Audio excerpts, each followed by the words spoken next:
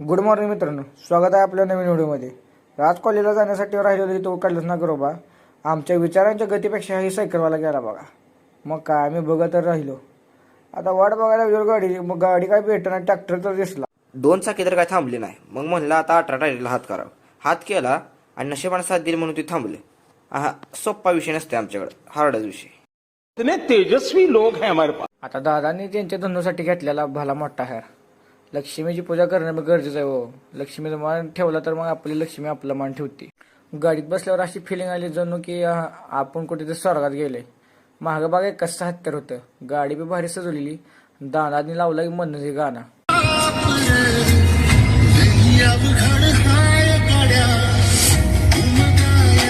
गाडीतनं उतरलो आणि दादाला म्हणलो थँक्यू. आणि बघा आता दादा निबार वडत चालली ती.